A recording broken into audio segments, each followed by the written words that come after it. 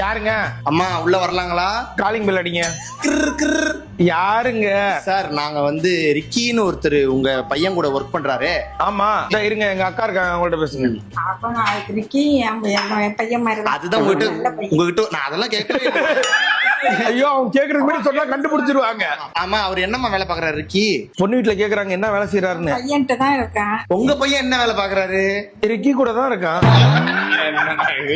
நானும் அவளும் ஃப்ரெண்டுடி. அப்படியா? சரி சாரிங்க, நானும் உங்களுக்கு ஓகேமா. அவர் எவ்வளவு சம்பாதிக்கிறாரு? பொண்ணு வீட்டுல சொல்லி அதெல்லாம் சொல்லாம அம்மாவுக்கு தெரியுது நம்ம பொய் சொல்லக்கூடாது. ஏன் ஒரு பொண்ணோட வாழ்க்கையை கெடுக்கணும்? உள்ளூர் வேற கோட்டையிலுக்கு இங்க வந்துருவாங்க. இதுதான் நான் இவ்வளவு சொன்ன செய்தி.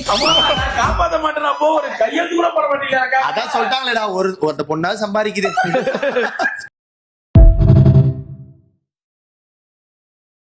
யாருங்க? அம்மா உள்ள வரலாங்களா? காலிங் பெல் அடிங்க. யாருங்க? சார் நாங்க வந்து ரிக்கின்னு ஒருத்தர் உங்க பையன் கூட ஒர்க் பண்றாரு. ஆமா இருங்க, எங்க அக்கா இருக்காங்க, அவங்கள்ட்ட பேசுங்க. அப்ப நான் ரிக்கி என் பையன் மாதிரி தான். அதுதான் உங்ககிட்ட நான் அதெல்லாம் கேட்கவே இல்லை. ஐயோ, அவங்க கேக்குறதுக்கு முன்னாடி சொன்னா கண்டுபிடிச்சிருவாங்க. ஆமா, அவர் என்னம்மா வேலை பாக்குறாரு ரிக்கி? பொண்ணு வீட்டுல கேக்குறாங்க என்ன வேலை செய்யறாருன்னு. பையன்கிட்ட தான் இருக்கேன். உங்க பையன் என்ன வேலை பாக்குறாரு? ரிக்கி கூட தான் இருக்கான். நானும் அவளும் ஃப்ரெண்டுடி. அப்படியா? சரி சாரிங்க, நானும் உங்களுக்கு ஓகேமா. அவர் எவ்வளவு சம்பாதிக்கிறாரு? பொண்ணு வீட்டுல சொல்லி அதெல்லாம் சொல்லாம அம்மாவுக்கு தெரியுது நம்ம பொய் சொல்லக்கூடாது. ஏன் ஒரு பொண்ணோட வாழ்க்கையை கெடுக்கணும்? உள்ளூர் வேற கோட்டையிலுக்கு இங்க வந்துருவாங்க. இதுதான் நான் இவ்வளவு சொன்ன செய்தி.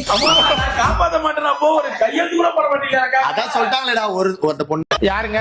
அம்மா உள்ள வரலாங்களா? காலிங் பெல் அடிங்க. யாருங்க? சார் நாங்க வந்து ரிக்கின்னு ஒருத்தர் உங்க பையன் கூட ஒர்க் பண்றாரு. ஆமா இருங்க, எங்க அக்கா இருக்காங்க, அவங்கள்ட்ட பேசுங்க. அப்ப நான் ரிக்கி என் பையன் மாதிரி தான். அதுதான் உங்ககிட்ட நான் அதெல்லாம் கேட்கவே இல்லை.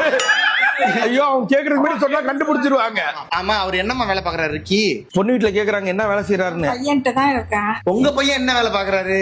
ரிக்கி கூட தான் இருக்கான். நானும் அவளும் ஃப்ரெண்டுடி. அப்படியா? சரி சாரிங்க, நானும் உங்களுக்கு ஓகேமா. அவர் எவ்வளவு சம்பாதிக்கிறாரு? பொண்ணு வீட்டுல சொல்லி அதெல்லாம் சொல்லாம அம்மாவுக்கு தெரியுது நம்ம பொய் சொல்லக்கூடாது. ஏன் ஒரு பொண்ணோட வாழ்க்கையை கெடுக்கணும்?